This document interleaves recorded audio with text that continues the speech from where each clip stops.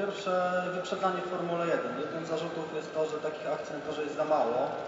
Czy Fernando się z tym zgadza? A jeśli tak, to jakie pomysły miałby na rozwiązanie tej sytuacji?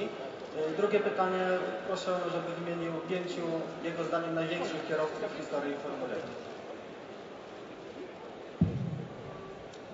Overtake is, I totally agree. I think there are not enough overtakes. Zgadzam się absolutnie, jeżeli chodzi o to, że faktycznie tych manewrów wyprzedzania jest zbyt mało i właściwie wszystko już jest, że tak powiem, po herbacie, po sesji kwalifikacyjnej w sobotę, kiedy jest ustawiona kolejność na torze i to wcale nie jest korzystne i dobre ani dla widzów, fanów, ani dla telewizji, ani dla nas. Jeżeli chodzi o rozwiązania, no to wydaje mi się, że te rozwiązania, które zostały przyjęte na przyszły rok są już pierwszym krokiem w tym kierunku. Mówię tutaj o pewnych kwestiach aerodynamicznych czy mechanicznych dotyczących stosowania tak zwanych slików.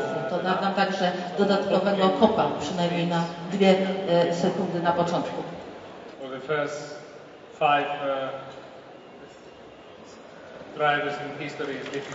Jeżeli chodzi natomiast o ustalenie kolejności i wymienienie największych 5 kierowców Formuły 1 w historii tej dyscypliny, no to jest to dla mnie zadanie niezwykle trudne, z racji też tego, że specjalnie się historią nie zajmuję, ale na pewno w tej grupie na pewno znajdzie się Schumacher, 7-krotny zwycięstwa, 7-krotny mistrz Formuły 1, na pewno Ayrton Senna czy Alain Prost, ale bardzo trudno jest wymienić po kolei.